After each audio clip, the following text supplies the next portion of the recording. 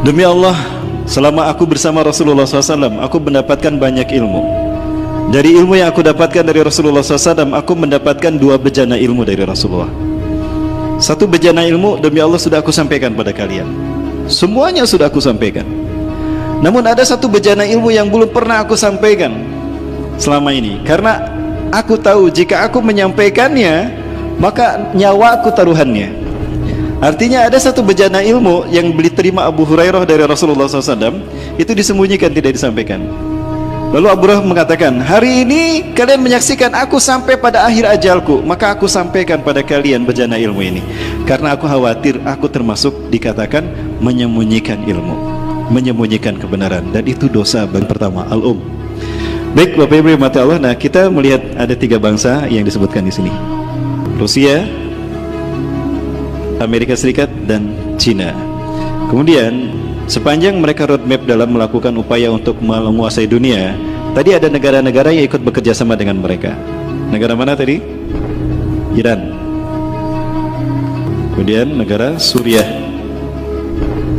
dan ada negara Mesir, dan ada negara Indochina. Maksud saya itu, Indochina. Itu nggak usah disebutkan. Baik Bapak Ibu rahmati Allah subhanahu wa ta'ala. Ya, nah konflik inilah yang ternyata menjadi pemicu terjadinya perang Armageddon. Dan kita menyaksikan bagaimana nuklir dijatuhkan bertubi-tubi kepada saudara-saudara kita yang ada di Timur Tengah, baik di Palestina, baik di Suriah, ataupun di Irak, ataupun di Mesir, ataupun di Tunisia, ataupun di Libya, bahkan di Afghanistan dan Yaman.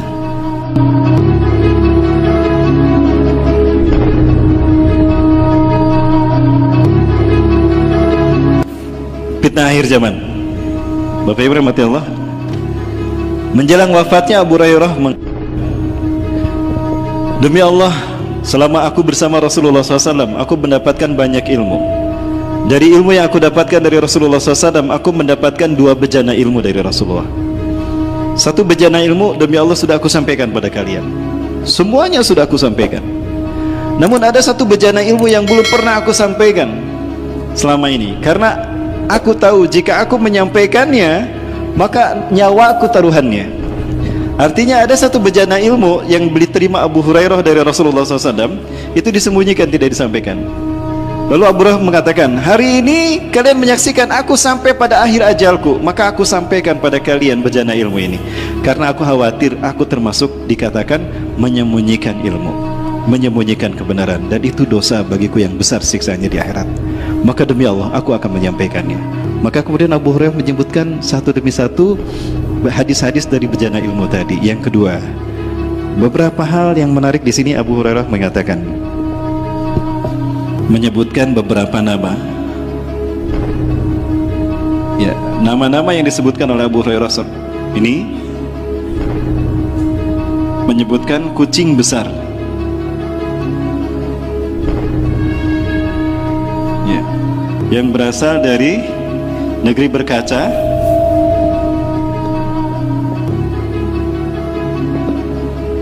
Ya, kemudian juga menyebutkan kata Rus atau Al-Rus. Yang kedua, Abu Hurairah menyebutkan bahwa Rasulullah SAW menyebutkan sebuah negara yang dipimpin oleh ratu besar, seorang ratu besar. Dan Rasulullah menyebutkan nama Amerika. Yang ketiga, Rasulullah SAW juga menyebutkan 1 bangsa yang ciri-cirinya bermata sipit, berkulit merah, dan berhidung pesek, dan berwajah lebar. Dan Rasul menamakan mereka bangsa Turki. Menemukan mereka bangsa Turki. Ini beberapa hal, 3 hal diantara apa yang disampaikan oleh Abu Hurairah terkait dengan bejana ilmu yang kedua. Menarik Bapak Ibu kalau kita lihat apa yang disampaikan oleh Abu Hurairah. Pertama tentang kucing besar dan juga negeri yang berkaca dan Rus atau Al-Rus. Kira-kira ini asumsinya ke negara mana?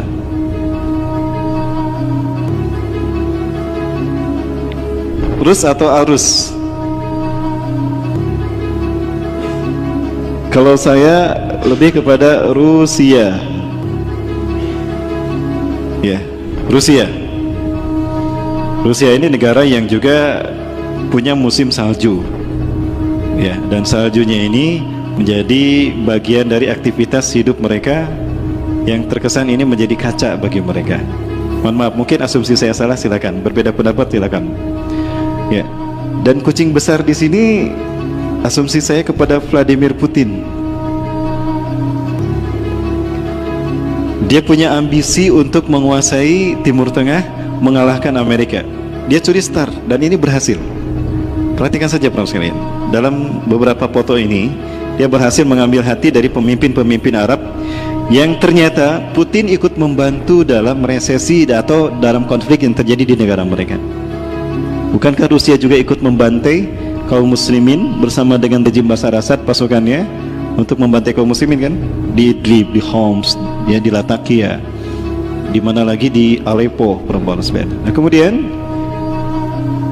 ternyata Vladimir Putin pula pernah bekerjasama dan membantu Abdul Fattah As-Sisi untuk berkuasa dan menggulingkan Muhammad Morsi.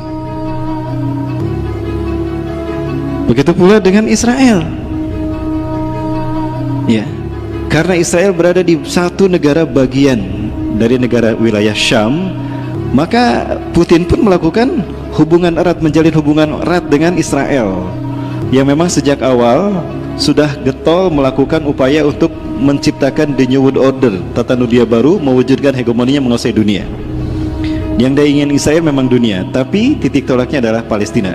Karena dalam pandangan Israel, Palestina adalah jantung dunia. Dia menghubungkan tiga benua, benua Amerika, benua Afrika, Mesir dan Afrika, benua Eropa, dan benua Asia. Ya, dalam teori jantung dunia, siapapun yang menguasai Palestina, dia akan menguasai dunia. Nah, Israel menguasai Palestina. Maka Vladimir Putin yakin dia tidak bisa mengalahkan Israel dalam hal ini untuk menguasai Palestina. Maka tetap Palestina serahkan pada Israel, cuma ada kerjasama bersama Vladimir Putin. Dan dibuatkanlah MOU untuk tetap menguasai berdampingan menguasai Timur Tengah. Ya, MOU dan kesepakatan yang mereka buatkan kemudian diserahkan kepada bangsa yang menjadi eksekutor di lapangan. Siapa dia? Iran. Ya, Iran. Ya, dan Vladimir Putin pun menjalin kerjasama dengan bangsa Iran. Dia sangat mesra untuk menyatakan hasrat keinginannya untuk menguasai Timur Tengah. Maka Iran membantu kuat apa yang ditawarkan oleh Vladimir Putin.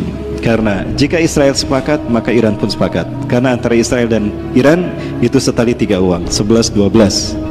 Di mana ada Iran, di sana ada Israel. Di mana ada Syiah, di sana ada Zionis. Ya, karena Syiah ciptaan Yahudi Bapak Ibu, baik secara ideologi ataupun secara politik.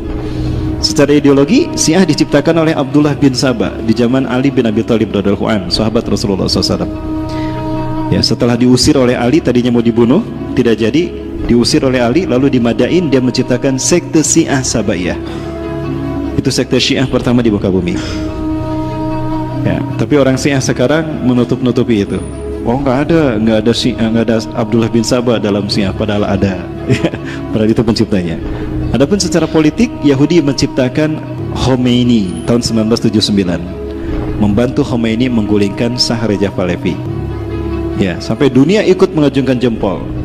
Bahkan Dr. Yusuf Qaradawi ikut mengacungkan jempol selamat kepada Khomeini. Tapi begitu tahu ternyata Khomeini akidahnya Syiah, Dr. Yusuf Qaradawi meminta maaf dan bertobat, menyatakan diri saya bertobat pada Allah atas jeroan yang salah dari saya. Kalau dulu mengira Khomeini akan memenangkan Islam dan kaum muslim, ternyata bagian dari Yahudi.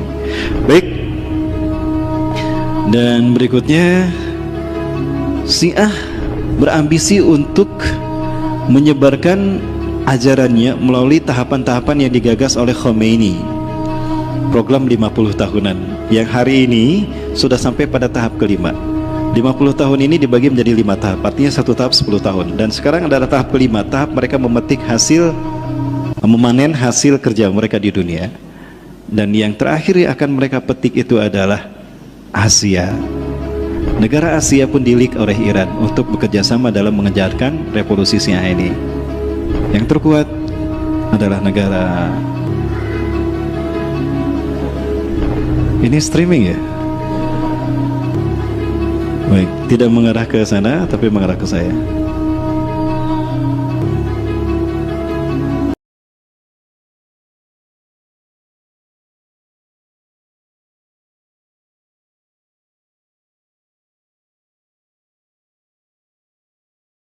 Wabarakatuh.